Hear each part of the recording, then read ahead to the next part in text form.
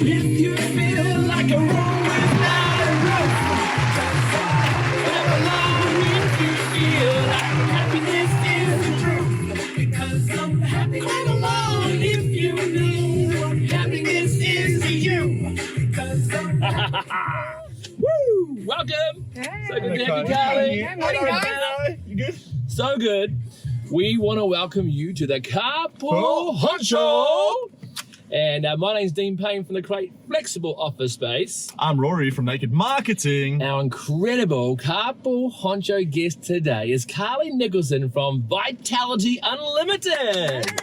Welcome, Carley. So good to have you with us. Thank you. Another high five. Another one. Another high Oh my five. God, I Mate. get two. Lucky Yeah. me. Happy Friday, people. Happy Friday. Well, it might not be Friday when our listeners are listening, but it's Friday for us today, and the sun is shining, which is a bonus.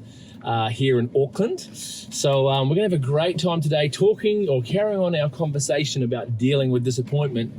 But before we do, and before we find out much more about our amazing guest today, We want to thank our sponsors. sponsors. Thank you guys. You guys are amazing. We couldn't do this without you guys. today's podcast is driven by our friends at Albany Toyota. And we are fed by our mates at Sal's Pizza. And our tunes are brought to you from the Sound Store.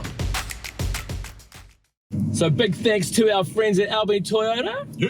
Shout out specifically to CEO, Mr. Hayden McKenzie. Yeah, what a guy. We had a great time with him in the car that day, didn't we? Oh, that was funny. That was so good.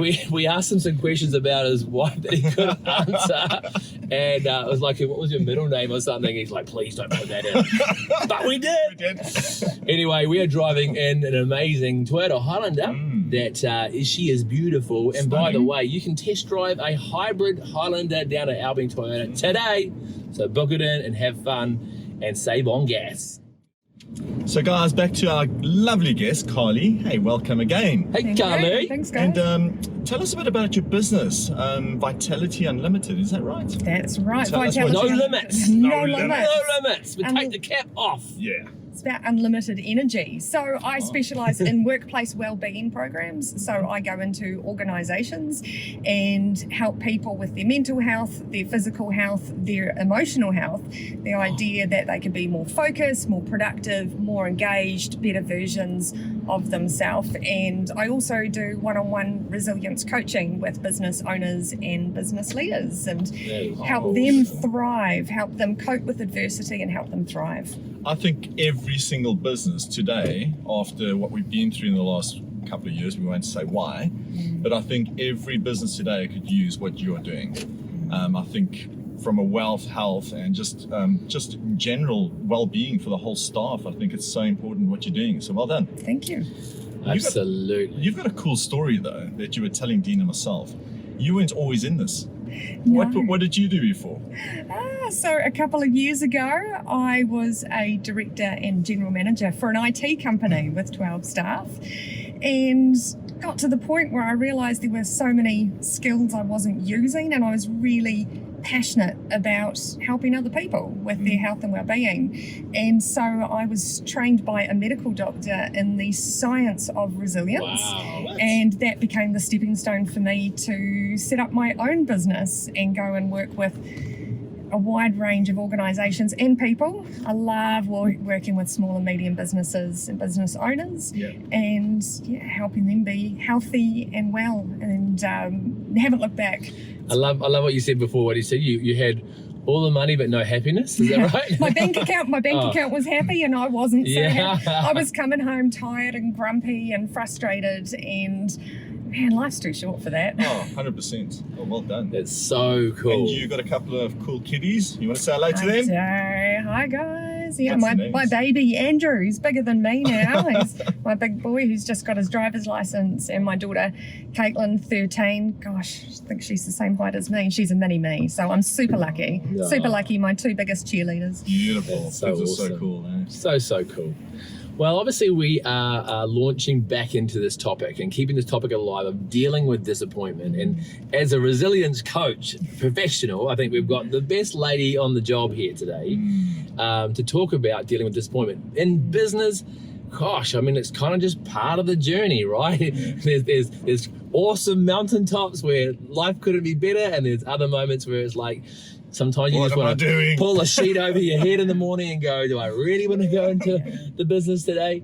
But that's part of it, right? And it's kind of like these kind of waves that come, or mountain peaks and valleys, and it's just part of the deal. But learning to deal with it is the key, because if you don't deal with it, I don't think you're fit for business. You know, your Warren of Fitness is kind of not up to scratch, but it can be enhanced, it can be fixed, I would imagine, from a resilience coach. So what's one thing that you think that would really help launch people, light people on fire when it comes to, you know, dealing with disappointment?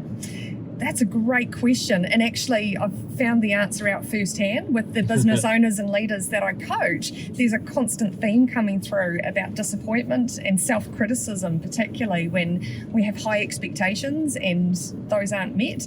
And self-compassion seems to be really powerful in dealing with disappointment. I mean, disappointment is the cost of admission to a rich and meaningful life. You can't have the good emotions without the uncomfortable emotions. Yes. I'm not going to call it negative. It's not a negative thing. It's just uncomfortable. So self-compassion can make a huge difference in how we deal with disappointment, so it doesn't take control over us. Why is it that all of us seem to not love ourselves enough in life? It's just terrible, isn't it? I'd love to know the answer to that. Why are we so hard on ourselves? What I've found, a theme coming through with people who are successful, is that they have set really high standards for themselves, and that drives them. It helps them succeed, but it comes with some level of disappointment at some point. And I think they're finding that being self-critical and being hard on yourself and self-flagellating doesn't actually help you. It doesn't serve any purpose. And why is this topic today that we're speaking about, why is it so important to Carley? Because I've had my fair share of disappointment, but haven't we all, guys? Not me. Life has its moments. I don't know anyone who hasn't had disappointment, and for me, I've been really fascinated about learning more about it, so I can help other people develop their own tools to deal with it more effectively, so you don't stay down any longer than you need to be. Yeah, cool. And you teach people these tools? Absolutely, and it's got to be practical. It's got to be easy. Not so much about the theory, but having a toolkit. What are some tools? What are some quick and easy wins I can use in the moment when I notice that I'm sitting with some uncomfortable emotions like disappointment? And you were saying earlier, you know, a lot of the time all of us are going to experience disappointment, but it's, you know, we don't actually understand why we're feeling like that a lot of the time either. So having those tools to actually pull yourself out of it and learn from the experience is so important, right? Oh, hugely. And in particular, I think being able to label it, being able to put a word around it, saying I feel disappointed, not I am disappointed, because it doesn't own you, but I feel disappointed, or I feel frustrated, or I feel agitated, whatever the word is, helps it lose its power over you. But then also connect with that why piece. Why am I feeling this way? What's it trying to tell me about what's important to me? What are my values? And again, that curiosity can just help dissipate the uncomfortable feelings. That's pretty cool, eh? And I think the whole concept that what you're going through or what you're feeling, it doesn't define you, right? And part of that self-compassion is just acknowledging, you know what, I'm a bloody good human being. You know, I'm a good person. And the fact that I'm going through the situation, it doesn't change that, right? It doesn't reflect on me. It's just part of life, right? And sometimes, as you say, acknowledge that feeling. It's truth. It's happening to me right now. You can get curious about that, which can be helpful. And then sort of really just resting and moving on, going, you know what, I'm a healthy, happy human being, and I'm going to carry on and do what I'm best. You know, do what you're best at, right? And just be yourself. The surface will shift, right? The tide will come back up again. That boat will rise, and you know, you won't be in that valley for long. You know. Can you imagine having those sort of tools to master your own mind and emotions? How much better you're going to be, not only for yourself, but the loved ones around you, your family, your kids, your friends. I mean, that would be so cool, right? Yeah, absolutely. I talk a lot about put your own oxygen mask on first, because if you don't look after yourself, how can you be the best version of yourself for your friends, for your family, for your kids, for your workmates, for the people around you? And actually that self-compassion fits in beautifully there around putting your own oxygen mask on. Take some time out to be kind to yourself and talk to yourself like you would to a friend. And is it just us mere Kiwis and the North Shore that had disappointment, or do famous people get disappointed? Tell us a story about that. I'm so glad you asked. Actually, one of my favourite stories, I've shared this so much since I heard it from my friend Ed Sheeran, fellow Ginger. Yo, Ed. I love Ed Sheeran. Went to his concert, It's so good. He's a talented guy, but he's a huge superstar worth a lot of money. But he hasn't always been that way. And I heard him share his story on Top Gear about how back in the day he was paid £50 to do a show. £50, and yet it cost him £80 for the train ticket to get to the show. He's already £30 down.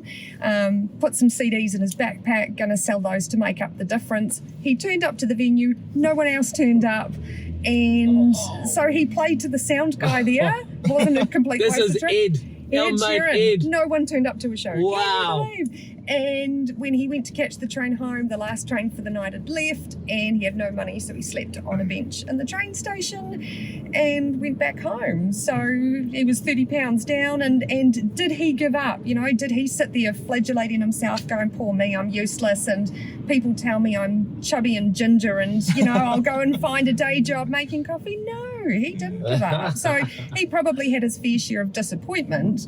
I'd like to think that he used that opportunity to learn, and to at some point he went, actually, I know I'm good. I know I've got this, and look where he is now. Because as humans, we always, if we're not failing, we're not learning, we're not going forward in life, right? 100%. And I think it's really just digging into those situations once you're over the emotional roller coaster and saying, what can I learn from this? What can I take from it? And how can I improve myself going forward? So yeah, that's really important. Good old Ed Sheeran, Hey? Should have sung one of his songs this morning. just in honour of his story. Absolutely. So tell us a little bit more about, I guess, what positive outcomes have come about for you, by just learning to love yourself and be more self-compassionate. Well, it's funny because I give this advice to other people through my coaching. I've had to learn to practice what I preach and do it for myself, and it works. How cool is that? I've actually learned to be a lot kinder to myself, and when I'm facing disappointment, actually learn to sit with myself and explore why, what's this trying to tell me, what can I learn from this, and it just helps me show up and be a better person. Because when you try and suppress those emotions, suppress the disappointment, ignore it, make it go away, it generally turns up somewhere else. So it'll either give me tense shoulders, tense back, it'll make me grumpy, it'll give me headaches. So I found, to answer your question, by being more self-compassionate and being kinder to myself, talking to myself as I would to a friend, I'm actually able to not dip so low with my disappointment. I can actually just learn to sit with that and then learn and bounce back and go, okay, still believe in myself, like you said before, or you have, just believe that you've got some good qualities and strengths. But hang on, okay, let's back this track up a bit. So we look at our mentors or the guys that we look up to, and these are billionaires or they're great sportsmen, but they are so self-critical, and they're so good because of that. So as ambitious business people, how do we strike that balance and not be too critical, but we can still move forward and actually achieve great things? Yeah, that's awesome, isn't it? It's, disappointment generally comes from expectations that haven't been met. And I think it's good to have high ambitions, set goals for ourselves, and, really successful people are really ambitious, get themselves out there. But I think it's having realistic expectations.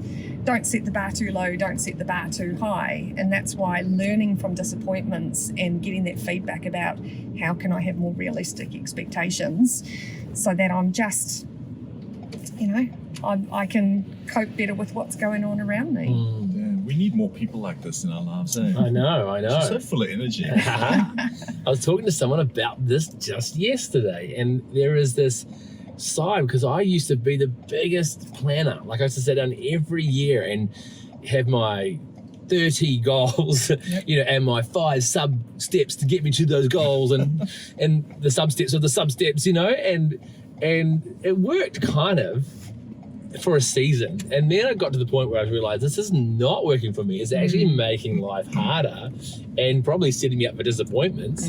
And I've probably gone away from that, but I think there is a bit of a happy medium there of having a goal, having a dream, but then not setting yourself up for disappointment. What's your thoughts on that? Yeah, can I do a little tangent there into, I'm actually the world's inventor of the balloon list, but you haven't heard of that. No, so you've heard of a bucket list, a list of the things you want to do before you die, great big audacious goals that you may or may not ever achieve. Yeah. So I invented the balloon list, and if you don't believe me, Google it. It's on my website. All right. The idea of what are the realistic, achievable things you could do before your next birthday. So balloon connected with your birthday celebration.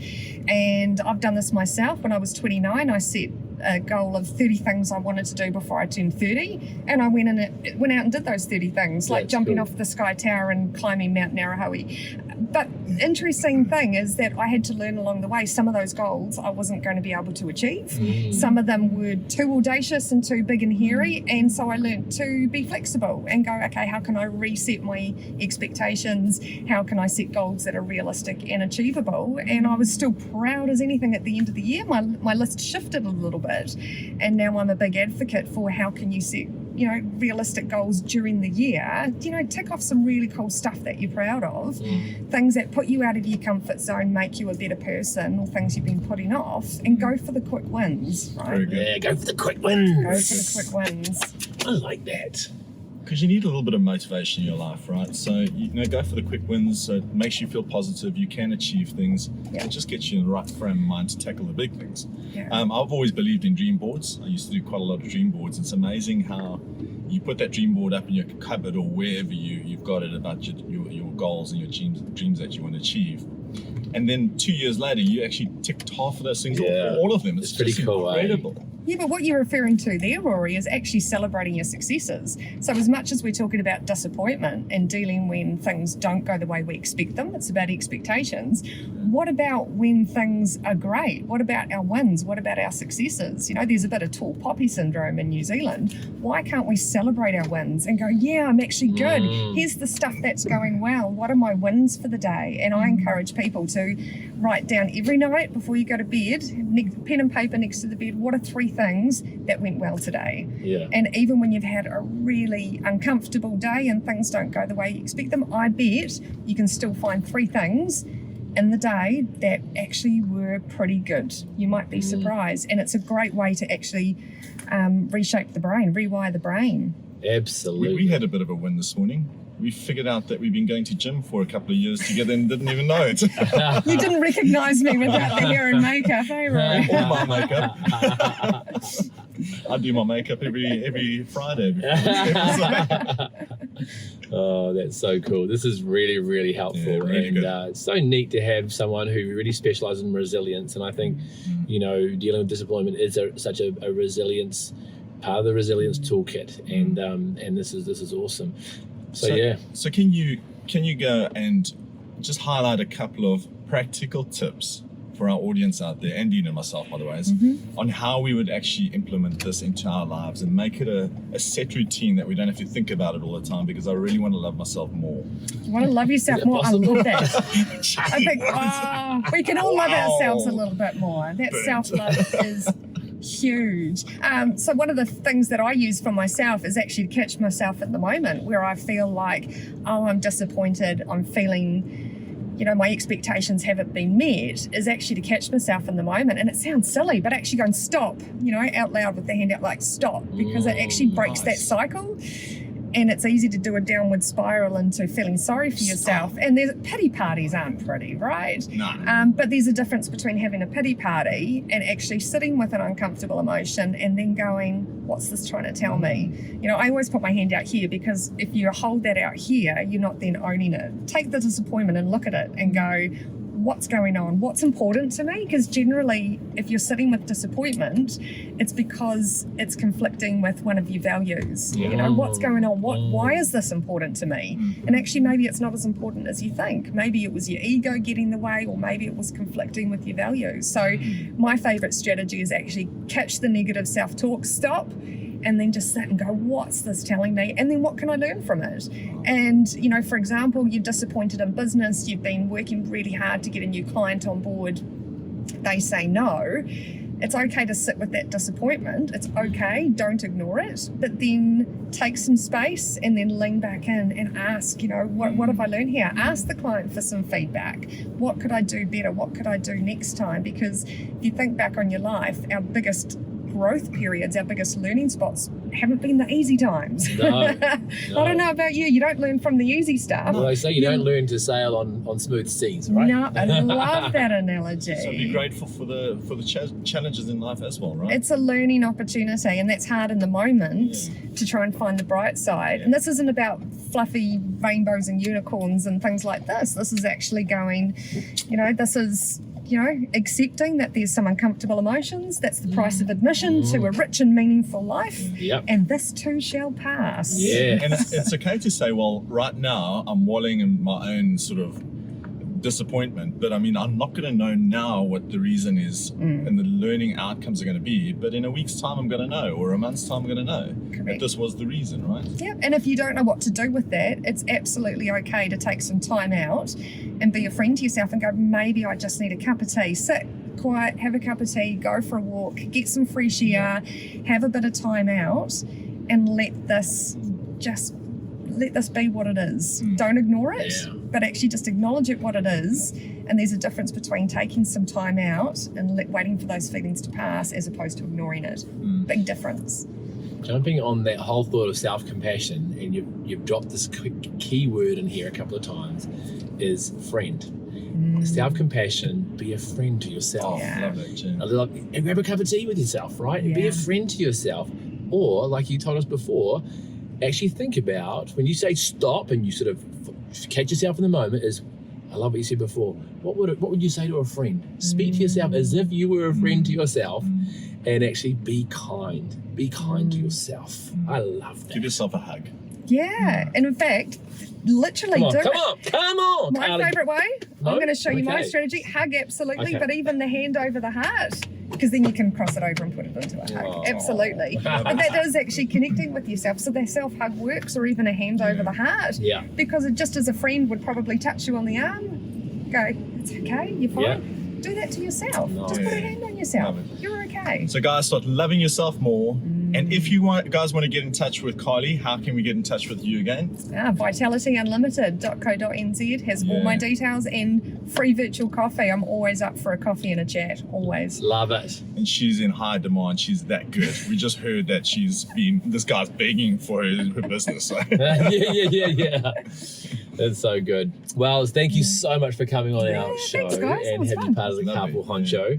You're amazing, by the way. And absolutely worth the hire. So get in touch with Carley at vitalityunlimited.co.nz for more information about how she can help you and your team be more resilient. And such a very topical thing right now as well. So that's so cool.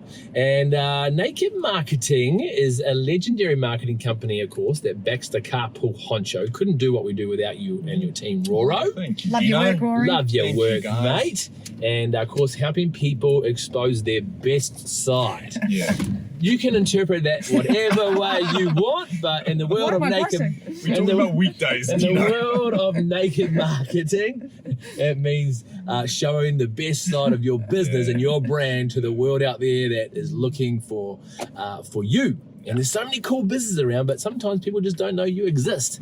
So get in touch with naked.co and they will help you in amazing ways. We'll look after you. Thank you, guys. Thank you, Dina. Have a great Thank you, week, Carley. everybody. Thanks, guys. Thanks, Carley. Thanks. High fives.